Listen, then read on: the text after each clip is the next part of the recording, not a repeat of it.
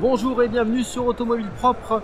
Nous sommes à Martorell dans la banlieue de Barcelone pour découvrir la toute nouvelle Seat León qui pour la première fois est déclinée dans une version hybride rechargeable. La León, ce n'est pas n'importe quel modèle pour Seat, c'était véritablement un best-seller. La marque l'a lancée en 99, là on en est à la 4e génération. Elle a écoulé plus de 2 millions d'unités depuis le lancement du modèle, dont 150 000 sur la seule année 2019. Donc c'est vraiment le modèle qui est le plus vendu par Seat et qui se renouvelle totalement.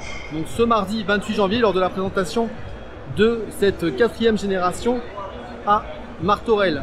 Alors au niveau du design, qu'est-ce qui change? C'est cette calandre qui est totalement modifiée. On a l'impression que le modèle a un look un peu plus expressif, un peu plus massif. Alors le designer nous expliquait qu'il avait imaginé le véhicule un petit peu comme un athlète.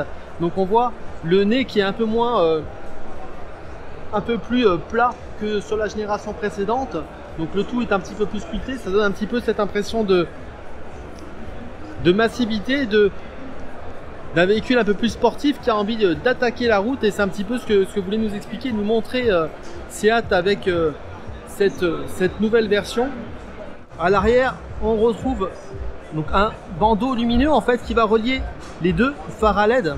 Et finalement, c'est quelque chose qu'on a déjà sur le SUV Tarraco et qui finalement est en train de devenir un petit peu une marque spécifique des nouveaux modèles de la marque espagnole. Et donc ce marquage là qu'on voit, León, qui est censé un petit peu aller un peu plus dans l'émotion de ce véhicule et de cette nouvelle voiture qui a été finalement conçue et designée par les designers de la marque à Barcelone. La petite chose intéressante, c'est que cette version hybride rechargeable, elle va pas avoir beaucoup de signes distinctifs par rapport au modèle thermique conventionnel. On a évidemment la trappe de recharge, elle est située sur l'aile avant gauche, mais on a aussi donc ce petit marquage qu'on voit juste là, le fameux hybride, qui lui signifie donc qu'on est sur une motorisation hybride rechargeable. Au-delà de ça, on reste sur un véhicule qui, au niveau esthétique, est strictement identique aux versions conventionnelles.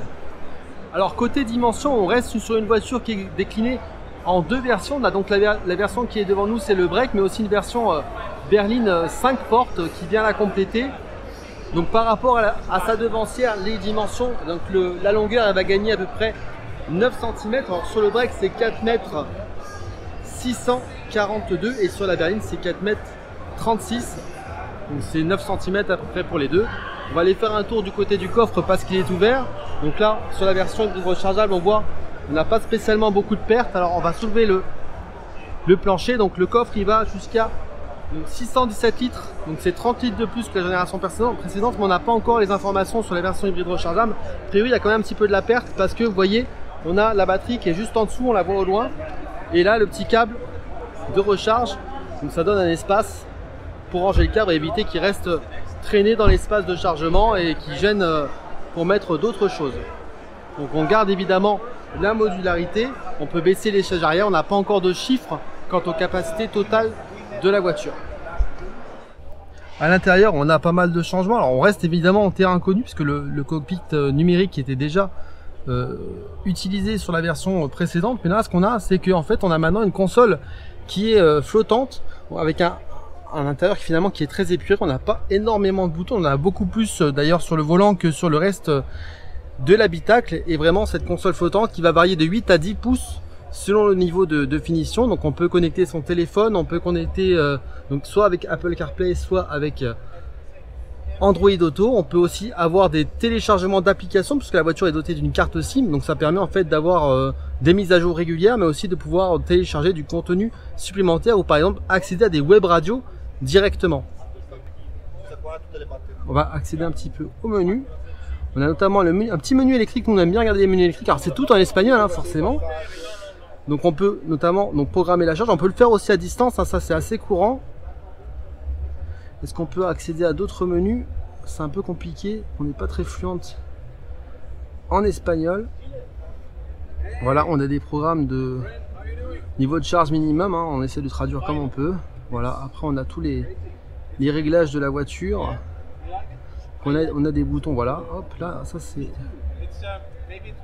les lane assist. Alors au niveau des équipements, hein, ce qu'on appelle les ADAS, les équipements d'aide à la conduite, il y a eu pas mal d'améliorations sur la voiture.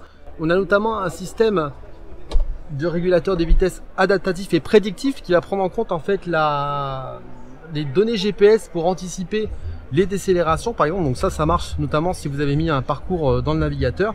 Vous avez après la fonction lane assist qui elle aussi va être enrichie avec un système d'assistance et de maintien dans la voie qui va être complété par un changement de fil. Donc si vous mettez le clignotant et que la voiture ne détecte aucun danger, le changement de fil va se faire de façon automatique.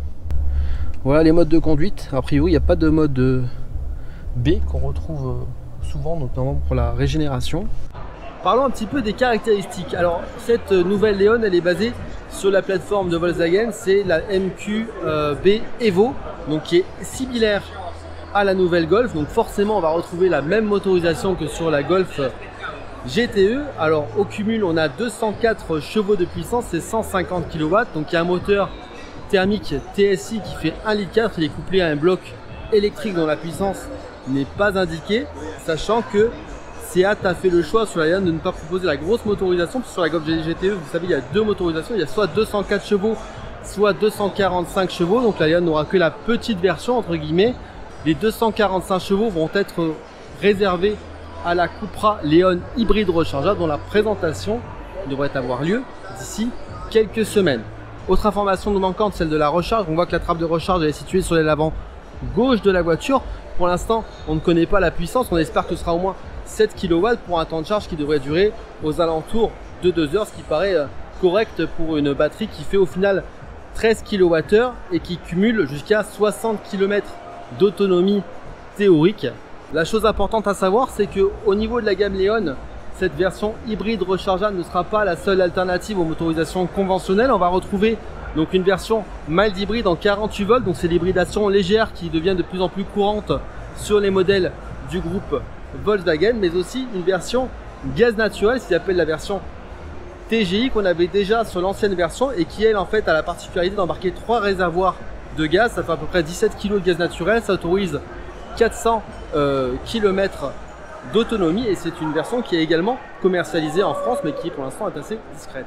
La nouvelle Leon est déjà entrée en production, elle va l'être, donc on dit courant janvier à l'usine de Martorell. Les premières livraisons elles sont annoncées à partir du mois d'avril 2020, mais attention, ce ne sera que les versions thermiques conventionnelles, donc essence et diesel. Pour la version hybride rechargeable, Seat nous annonce une disponibilité à partir du courant de l'été, donc on dit juin ou juillet, et la prise de commande devrait être ouverte à partir du mois de mars 2020. Donc voilà, donc on attend d'en savoir plus sur cette voiture et notamment son tarif. Donc on espère qu'il normalement il va être moins cher que celui de la Golf GTE, qui n'est pas encore annoncé, mais qui devrait tourner aux alentours de 40 000 €. Voilà, merci d'avoir suivi cette vidéo. Désolé pour le bruit ambiant. J'espère que cette première présentation vous a plu. Si vous voulez suivre nos prochaines vidéos, n'oubliez pas de vous abonner à la chaîne YouTube. Et si cette vidéo vous a plu,